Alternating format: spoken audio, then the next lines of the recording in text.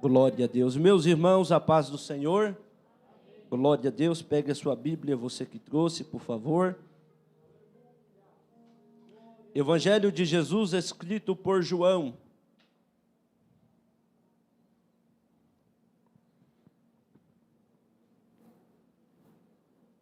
Glória a Deus. Evangelho de Jesus escrito por João. Quando você achar, localize aí o capítulo de número 1.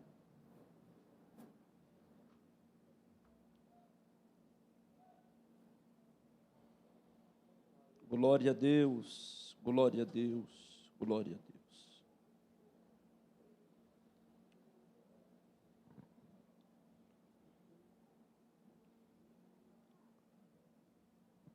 João, capítulo de número 1, quantos acharam? Diga amém.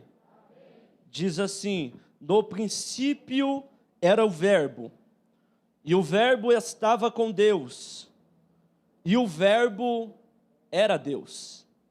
Ele estava no princípio com Deus. Todas as coisas foram feitas por ele, e sem ele nada do que foi feito se fez. Nele estava a vida, e a vida era a luz dos homens. E a luz resplandece nas trevas, e as trevas não a compreenderam. Houve um homem enviado de Deus, cujo nome era João.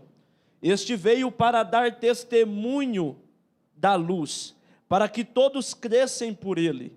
Não era ele a luz, mas veio para que testificasse desta luz. Ali estava a luz verdadeira, que alumia a todo homem que vem ao mundo.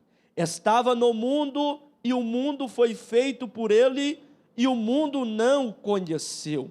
Veio para o que era seu, e os seus não o receberam.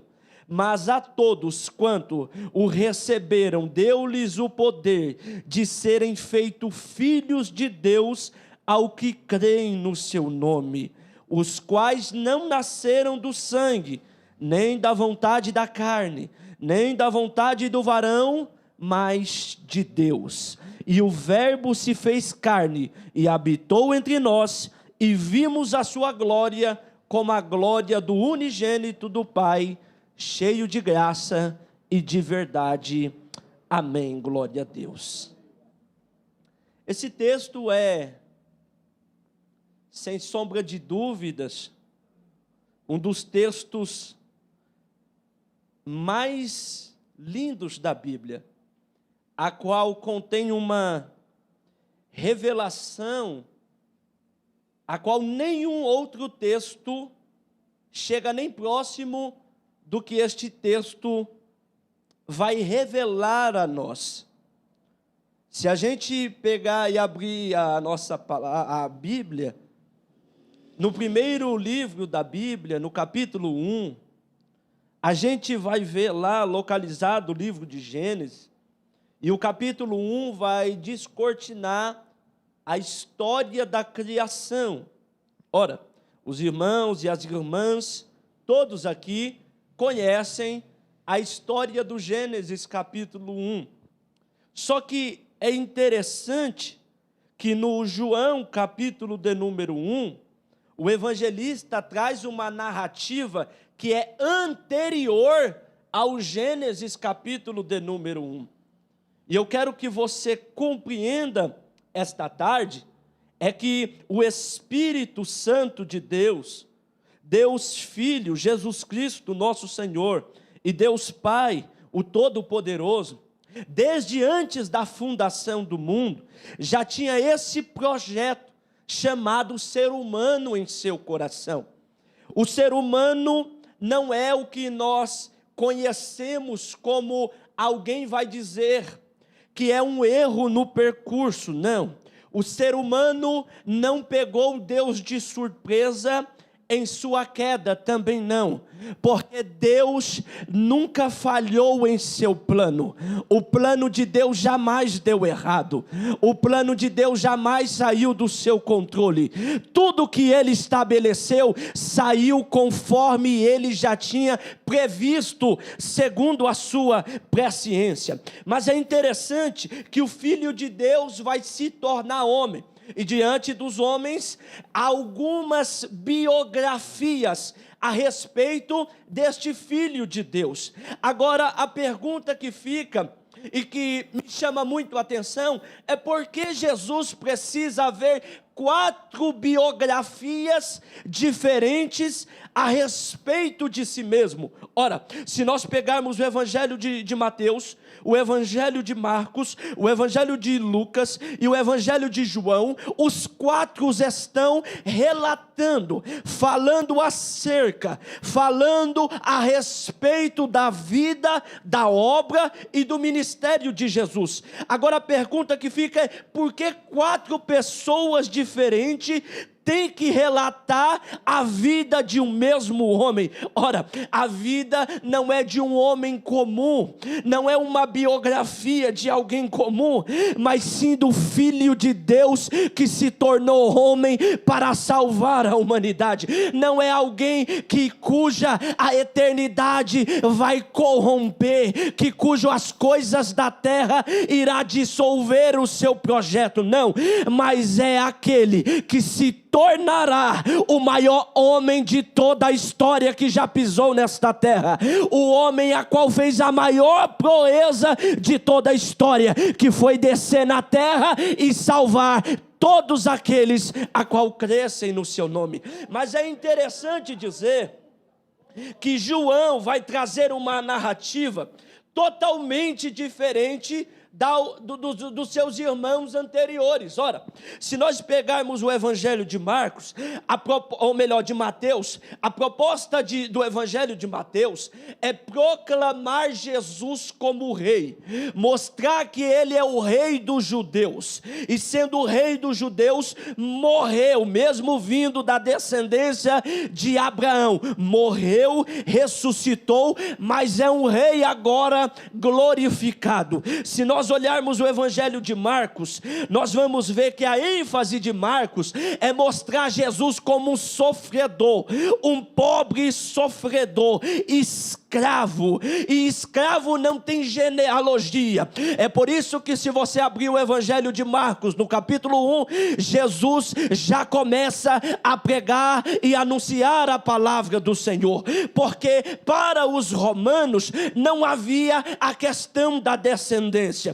Se nós abrirmos o Evangelho em Lucas, nós vamos ver que Lucas traz uma ênfase de um Salvador, o Filho do homem, mas que vem de uma genealogia pecaminosa. Olha a genealogia de Jesus no livro de Lucas, no capítulo 3, você vai ver homens perversos, homens maus, sanguinários, reis ordinários, que fizeram mal à nação de Judá, que fizeram mal à nação de Israel, homens a qual não tinha o temor, mas mesmo assim, Lucas está enfatizando que este Filho do homem, a qual veio à terra, ele veio para revolucionar a história da humanidade. Mas aí chega no Evangelho de João, João vai trazer uma narrativa diferente.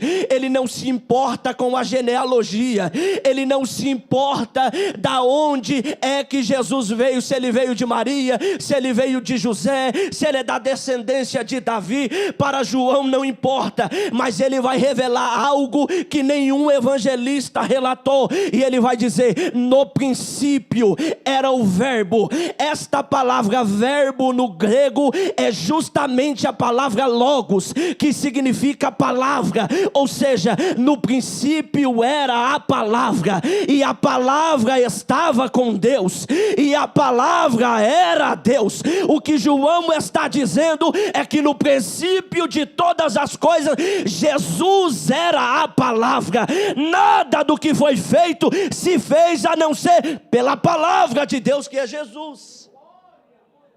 Então João vai trazer uma perspectiva de um criação antes do Gênesis capítulo 1. Olha só o que João está nos informando.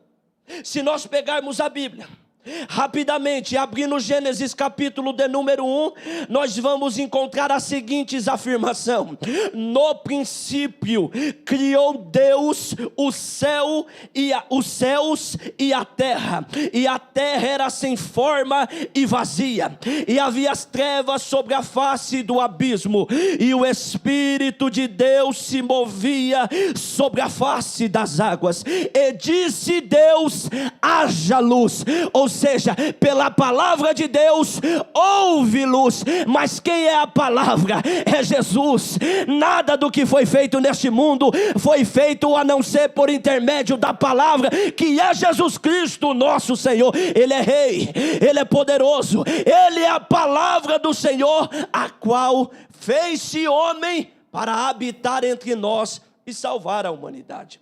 Agora perceba que o livro de Gênesis vai apresentar uma narrativa de uma criação a partir da palavra.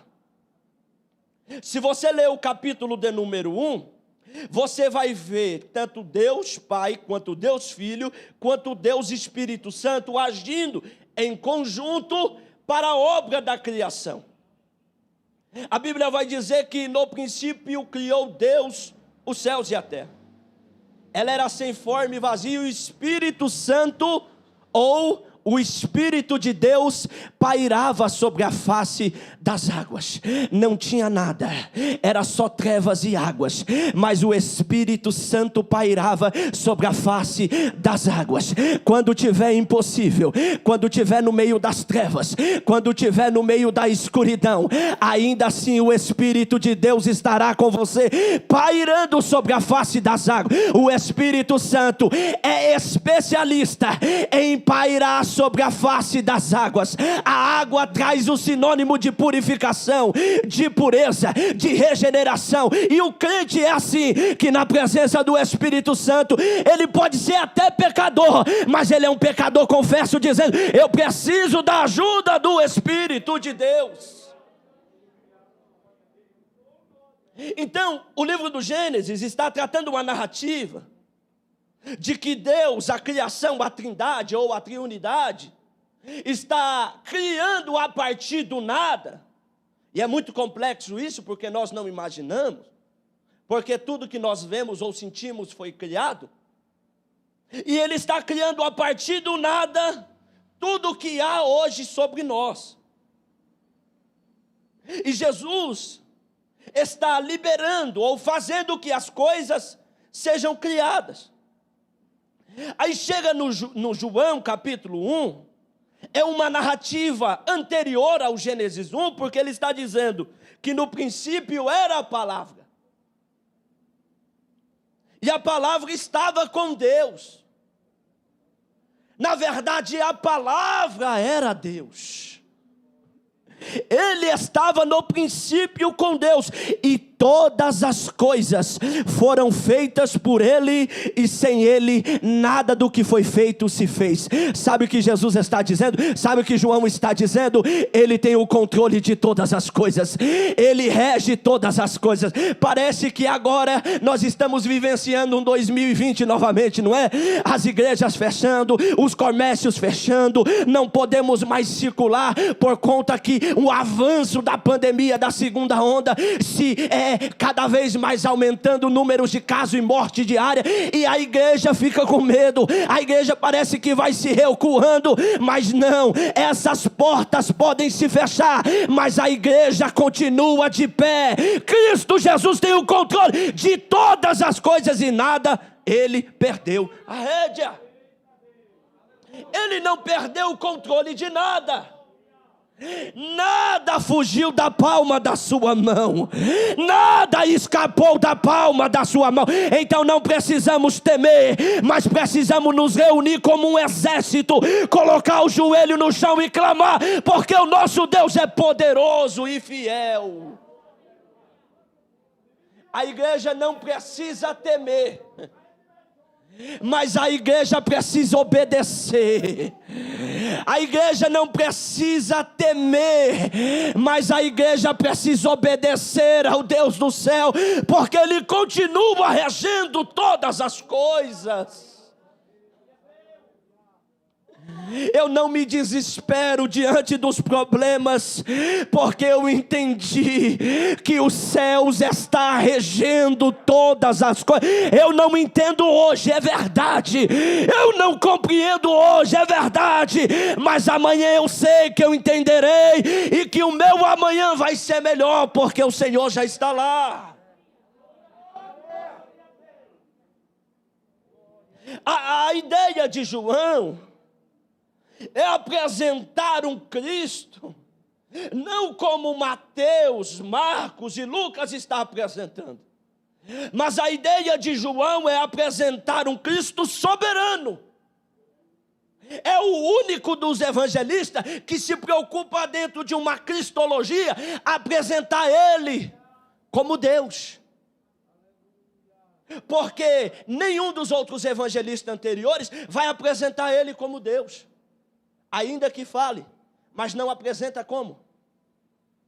Mas João, ele vai ter esse cuidado de apresentar Ele como Deus. Ele vai dizer: nele estava a vida, e a vida era a luz dos homens, e a luz resplandece nas trevas. Oh glória! E a luz resplandece nas trevas, oh glória. Mateus capítulo de número 5, o célebre sermão do monte, versículo 14 diz: vós sois a luz do mundo, não se pode esconder uma cidade que está edificada sobre um monte. Ei, você é luz do mundo, você é sal da terra. Não se pode escolher o brilho do Espírito Santo sobre a tua vida, mas nós não podemos nos corromper com as trevas. A Bíblia diz que aonde está a luz não há trevas, aonde está a luz não há trevas, e aonde tem trevas não tem luz. Se decide, é luz ou trevas, trevas ou luz. Mas a igreja do Senhor é luz do mundo e sal da terra. João vai se preocupar em trazer uma narrativa de que a vida é gerada por Cristo, mas a vida gerada por Cristo traz resultados não aqui, mas lá fora. É por isso que no célebre sermão de Jesus no monte, ele vai dirigir essas palavras dizendo que vós sois a luz do mundo, para que o povo que o ouve entenda que você tem que ser luz aonde você chega, não aonde te convém. Na escola você tem que ser luz, no trabalho você tem que ser luz, na igreja você tem que ser luz, na sua casa você precisa ser luz, no teu serviço você precisa ser luz, em qualquer lugar que você chega, a igreja precisa ser luz. O problema é que, por muitas das vezes, a gente esquece de ser luz e se corrompe com as trevas. E nas definições de Agostinho de Hipona, ele vai dizer que trevas é justamente a ausência de luz. Então, se há trevas, é porque não tem luz no ambiente. Mas aonde a luz chega, aonde o Espírito Santo chega, aonde você chegar, a luz de Deus tem que brilhar, e o Espírito de Deus testifica que naquele ambiente há luz. Só que é interessante que ele vai dizer que aí vem João, e João vai testificar dessas coisas. Só que é interessante que nós vemos dois mundos paralelos e distintos. O primeiro é de João 1, o segundo é de Gênesis 1. No João 1, João vai apresentar o Cristo como a palavra, e sendo a palavra criando todas as coisas. No Gênesis 1, ele é a palavra por qual as coisas serão feitas. Só que tem um problema. O problema é que vai passando e chega no capítulo 2, ou no versículo capítulo 1 ainda, Deus vai parar a obra da sua criação e vai dar atenção especial a uma criatura, a qual ele ama por demais, que é o ser humano. E ele vai dizer: façamos o homem segundo a nossa imagem e a nossa semelhança. Diante disso, é interessante dizer que o homem vai ser criado para viver em comunhão com Deus. O homem vai ser criado para viver num estado de eternidade com Deus. O homem vai ser criado para viver em comunhão e gozo celeste com o Criador, a ponto de Adão conversar com Deus, a ponto de Adão falar com Deus, a ponto de Deus descer todos os dias na viração do dia para falar com Adão. Só que tem um problema. O problema é que o diabo entra na serpente, a serpente vai convencer Eva que o fruto é bom. Os irmãos sabem da história da queda, mas o que me chama a atenção no texto é que quando os dois comem, tanto a mulher quanto o homem, Deus vai se apresentar como nada se tivesse acontecido. Deus não vai chegar lá julgando Adão. Deus não vai chegar lá apontando o dedo na cara de Adão e dizendo: você é um moleque, eu falei para você não comer e você foi e comeu. Não, Deus chega lá como se nada tivesse acontecido e grita: Adão, Adão, aonde tu estás? Adão está nu, mas até então ele não sabia da sua nudez, porque não havia vergonha diante de Deus. Mas agora o pecado entrou no mundo. Aí Paulo vai dar uma aula para a gente em Romanos capítulo de número 5. Oh glória, versículo de número 2, ele diz: pelo que, como por um homem entrou o pecado no mundo, e pelo pecado a morte, assim também a morte passou a todos os homens, por isso que todos pecaram. Aí no capítulo 3, versículo 23, ele vai dizer: porque todos pecaram e destituídos estão da glória de Deus. O pecado entrou no mundo através de Adão, mas todo aquele que é descendente de Adão também peca. O homem já nasce pecando, e se diz que não peca, peca porque é mentiroso. Olha o paradoxo em que vivemos. Aí no capítulo 6, versículo 23, ele vai dizer: porque o salário do pecado é a morte. Mas e aí, o que eu faço então? Para onde correr nesse dilema? Mas o mesmo Paulo vai nos dizer, capítulo 5, versículo de número 20: veio porém a lei para que ofensa abundasse, mas aonde abundou o pecado, superabundou a graça de Deus, que nos livra de todo e qualquer pecado. Levante a tua mão e eu quero liberar uma palavra de Deus ao teu coração. A graça de Deus é maior do que o teu pecado. A graça de Deus é maior do que a maldição que jogaram na tua casa. A graça de Deus é maior do que todo e qualquer pecado sobre a nossa vida. É a graça de Deus, para que assim como reinou na morte, também a graça reinasse pela justiça para a vida eterna em o nosso Senhor Jesus Cristo, o Salvador. O Filho de Deus veio ao mundo não apenas para ser somente o Filho de Deus, mas ele veio com uma missão específica.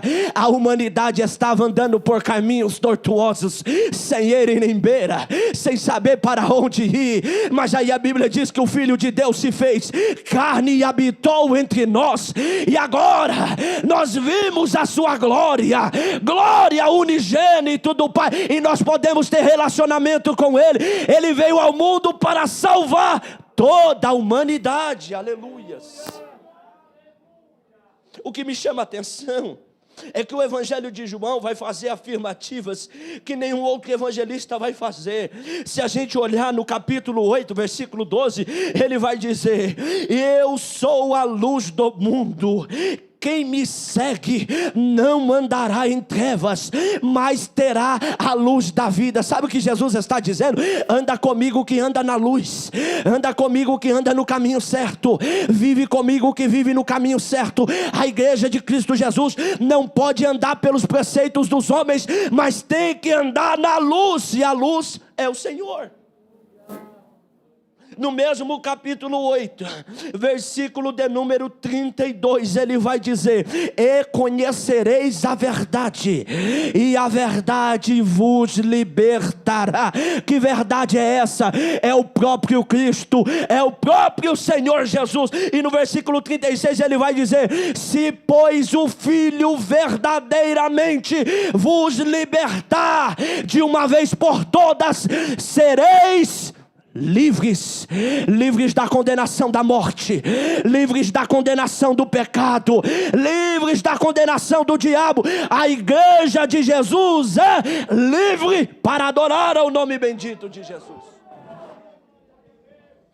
Nada mais pode condenar a igreja, nada mais pode condenar os eleitos de Deus, nada mais pode condenar o povo a qual chama pelo nome do Senhor, porque ele pagou um preço, e preço de cruz. Isaías 53 vai dizer: ele levou sobre si toda a enfermidade, toda a iniquidade, o castigo que estava sobre nós, ele levou sobre si, e pelas suas pisaduras fomos sarados, fomos regenerados, fomos justificados pela pessoa bendita de Jesus Cristo, nosso Senhor.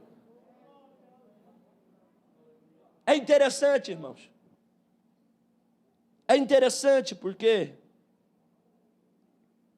eu não estou aqui pregando um Cristo falso, um Cristo xoxo, um Cristo mesquinho, um Cristo vulnerável. Mas eu estou pregando aqui esta tarde que o próprio Deus, oh glória, desceu na terra, fez-se homem e habitou entre nós. Eu não estou dizendo que ele mandou um profeta, eu não estou dizendo que ele mandou Moisés, eu não estou dizendo que ele mandou Paulo, Elias ou Eliseu, não. Eu estou dizendo que o próprio Deus desceu na terra e disse: eu vou salvar a humanidade do pecado. O pecado corrompe todo e qualquer homem. Nós estávamos falando aqui de manhã, e nenhum homem é bom o suficiente para se salvar sozinho. Ninguém é bom o suficiente para saber que por obras próprias ele pode se salvar. Ninguém aqui pode bater no peito e dizer: não, eu já fiz muita coisa boa na vida, e por isso eu vou ter salvação. Não. Todos aqui dependem única e exclusivamente da graça de Deus que recaiu sobre nós.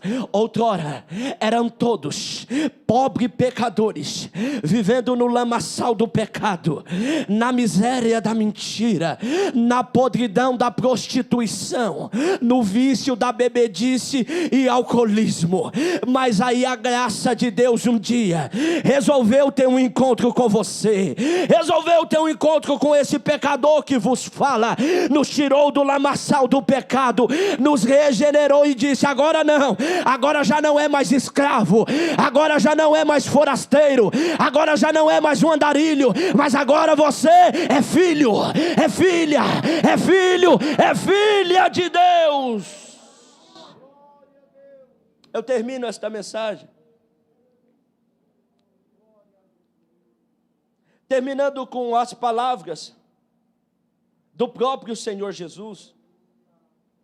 do capítulo 14, e o versículo de número 6,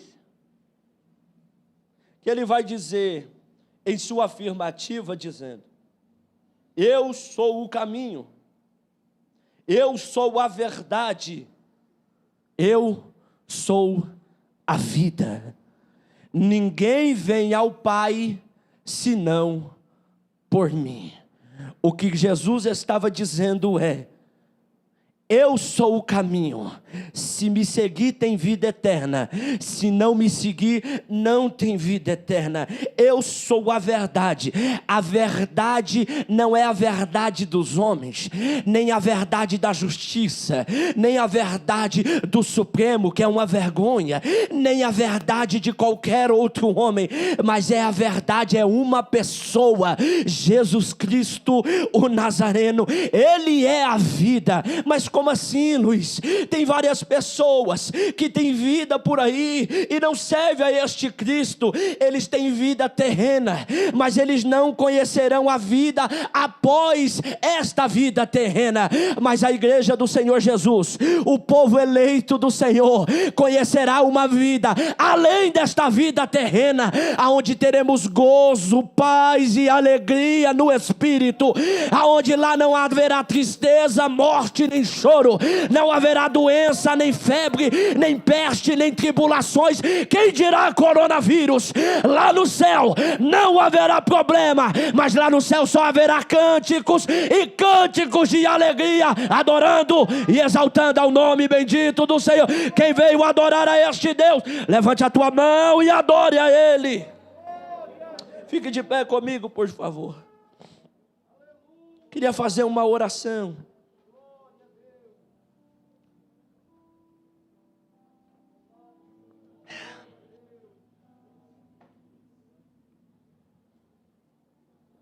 Eu sei que eu não preguei que você ia abrir a sua empresa esse ano, você ia ganhar o seu carro esse ano, que a chave da casa ia estar na mão, mas eu preguei sobre o próprio Deus que se fez homem e habitou entre nós.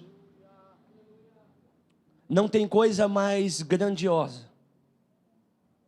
não tem coisa mais espetacular do que esta. Nas palavras do evangelista do século 20, pastor recém-falecido, Billy Graham, ele disse que o maior acontecimento da história não foi o homem sair da terra e pisar na lua, mas o maior acontecimento da história foi Deus sair do céu e pisar nesta terra. Não teve ato maior de amor, não teve ato maior de misericórdia, e não teve ato maior de bondade, em qual o próprio Deus se humilhou à forma de servo para salvar esta humanidade. E hoje a humanidade tem se voltado contra Deus.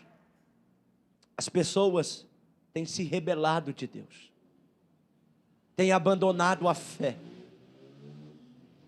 têm deixado as coisas de Deus de lado e à mercê. Mas ainda existe um povo, uma igreja, os jovens, irmãos, irmãs, obreiros, músicos, crianças, adolescentes, pessoas que não se venderam a Baal, mas que continua unanimemente fiel, adorando ao Deus dos céus. Coloque a mão no seu coração. Senhor Deus, a tua palavra foi pregada, e eu preguei sobre o Deus que se fez carne para salvar estes pobres miseráveis miseráveis pecadores, assim como esse que vos fala, ó Senhor.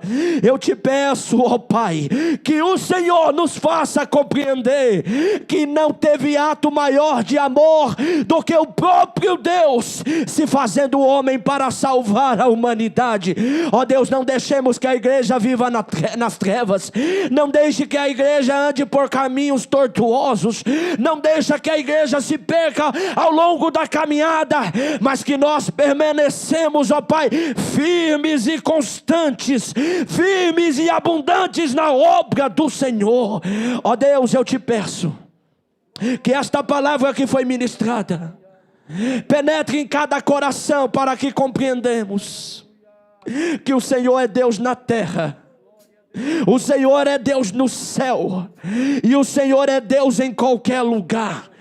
Toda majestade, toda a criação tem que se dobrar e confessar que o Senhor é Jesus Cristo, para a glória de Deus Pai, o Todo-Poderoso. Senhor, nos dê uma ceia maravilhosa, a qual partilharemos do pão e do cálice do Senhor, no nome de Jesus. Amém.